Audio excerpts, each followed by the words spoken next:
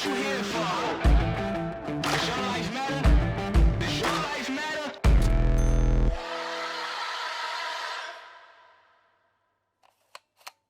Woo! What's going on, everyone? Loverboy said I'm gonna like this topic, so I'm all hyped over here. I'm excited for this. But I'm back. It's Anthony Williams. You know me as Anthony's World. We are dropping another mini cast. We're putting some in the bank right now so we can make sure that they're always coming every Monday morning. Our other podcast drops. If you haven't, go and check out that podcast, Trader Society, on YouTube. Brain did there for a second. All right, Mr. Loverboy, what do we got? What's going on today? So like I said, you're really going to like this. Should I be scared? The magic of believing. Ooh, shit. Oh, shit. Okay. Tell the people.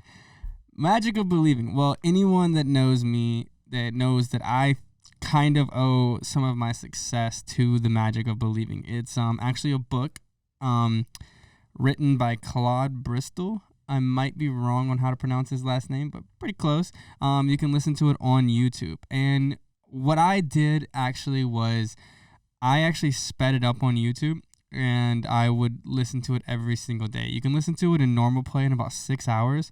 I would have it to where I could listen to it in about 4 hours, and it was like 4 hours and 10 minutes. And even if it was like I was going to sleep, I would still listen to that book as I was sleeping. And what that book really taught me was the difference in your actual power of belief versus law of attraction. So law of attraction is very cool, but if you're saying, I want more money, you're still kind of attracting the problem of money, which is that you don't have enough. You know, instead of, does that make a little sense? Instead of just believing in money.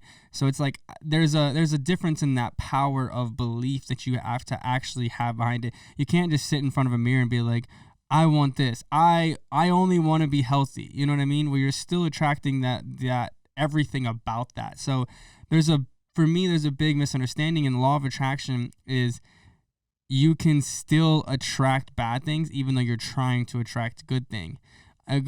But the power of belief is understanding that there is a difference in those two things. And so when it becomes the power of belief for you is just that you are accepting whatever it is happening. You know, for me, it's like I believe in myself. You know, that's really what it is. And so it's like I believe that what I would say to myself is I have the belief that I'm going to put myself in the situation to prosper. Not I want more money. There's a very big difference. And then that true belief really comes when not only are you actually acting on those things, but you're putting it in yourself. And that's what I like about the magic of believing as the book, and what it teaches is that you're really having to believe in yourself. And that's at the end of the day, I think it all starts with you. You have to do that. You have to accomplish that yourself.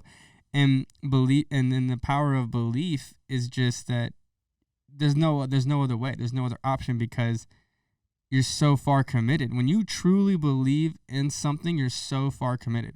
And that's a powerful thing. I honestly we talk about this stuff a lot. And even on the religious side, it's you ever heard of, for you Loverboy, actually, have you ever heard of the monks that would actually generate a gravitational field with their hands? Because they would have so many monks believing in chi, they could harness it and make it weigh, make something invisible weigh something, because there was so much belief into it. I never have. Okay, my dad used to do Tai Chi, and that's kind of the formulation is you're using your hands and all that. But I've never heard of this. So there was a study, not a study, but there was not too long ago a documentary on it, and it happened is they would actually pass this energy ball around, and they had the power of so much belief from all these people that it actually would they could create an invisible ball that actually weighed 15 pounds. And I don't know, you have to research. I don't know exactly where it is. Wow. But and then there was another show that I watched. I used to watch a long time ago called Supernatural. And back in medieval times and historic times, there was actually a monster that was created because so many people believed that there was a monster. And so it's like, and so like, I mean, there's always some facts and there's always some truths to those tales. You know what I mean? Like, I'm not saying that Wolverine, you know, or werewolves and vampires are walking around right now, but there's always some facts to some of those truths. And so it's like, that's like, you know, like a lot of people right now are like, you know, could say that there's so much belief in something that it could become true, because there's no other option for it to come true. And that's really why I think the power of believing is so powerful, because if so many people in a collective energy source can actually come together to believe in something, whether it's used for negative or good, then it can really be. And I mean, even like, hate to say it, but Hitler, he was like the epitome like he was like, I mean, it sucks and it's shitty and he used it for evil, but like he was a strong force of what the magic of believing could do. And it just shows that like it's so powerful and so strong. But I mean, you need to use, I mean, it's always better used for good than evil and harm. I was just about to say disease, placebo.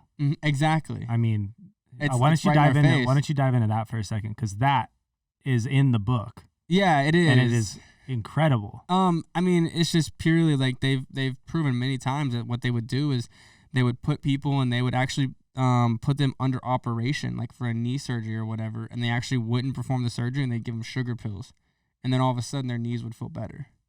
And it's just like goes to show you like I mean, I've read studies like that were part of like that were not real matter, were like kind of like digitized. And I mean, I don't know how true it is. I'm not a fucking scientist, but I've heard that. And then it's like there's also studies showing that our belief of certain objects is what makes those objects stand still. Because they've actually done studies where they've thrown particles at a wall, and I keep looking at you, and I probably should be looking at them, but they've thrown particles underwater, and it would disperse as long as the camera was watching it. So they literally put up a wall, right? I've shown you this, haven't I? They literally put up a wall right here. Or right here, they threw particles at this wall where they could collect the data. This is where they could collect the data. And then what they would do is they would put a pillar on like two pillars right here, and then they would throw the particles, and then you would see that the particles wouldn't cover the whole wall. It would be stopped by the pillar. And they did it underwater, and then they could show the wave field, right? But then what they did is they took the cameras away from it, so where no one was watching it, and they threw it at the wall. And they ended up scattered on the back wall, basically showing and proving, basically proving that unless something was watching it, it didn't actually perform right. And so the theory behind it is, and whether it's true or not, I don't know, is that this table, if no one is here to acknowledge or believe that this table is in existence right now, it could be fucking floating around. Right. But when someone walks in and steps in and then sees that table and puts that imagination on it, puts that belief on it, then it can become a solid table. So your furniture when you leave home, is ladies fucking and gentlemen, flying everywhere. Blobs. But that's the kind of an interesting theory, and I don't know if it's true. I mean, I don't know if it's really true or not, but they have done many studies where they've thrown, and the only time that it actually respected the objects in the middle was when something was watching it to observe it. Interesting. And so it's like that belief that thing is there is kind of what's actually making it be there. Yeah. To tie it all together, I think just the mind is so powerful. Unreal. You can create anything, you can build anything, you can do anything. I mean, look how far we've come in, just a few thousand years. I mean, look at where we're going. Look at technology. Now we're talking about leaving Earth and going to space and going underwater and going deep down. They have drones that are flying around. It's just like, don't let your mind be your biggest limitation. Like, so, the point of magic of believing for me is that I truly believe I can do anything. Like, everyone knows that my goal is so fucking great. Like, my biggest goal is to cut my own pinky off and grow it back, which is fucking insane. But that's literally how my brain works. My brain thinks that nothing can fucking stop me. Like, there's not a single thing in this world that can stop me, but that's because I have so much power and belief in myself that it doesn't matter. So my only advice to you is just work on your mind, work on your mental aspect, and work on yourself to become so powerful in belief and in your belief and in what it is that you want to grow and do and believe in, and master that shit, and grow with it and hold true meaning and true value behind belief and use it for the right purpose and the right thing and do good by that. And then you can truly change the world. So act on your belief as well. With that being said, Here's another mini cast. Please comment, like, and subscribe. Go ahead and share this with your friends, and make sure you're following me on Instagram _AnthonySWORLD. And let's go.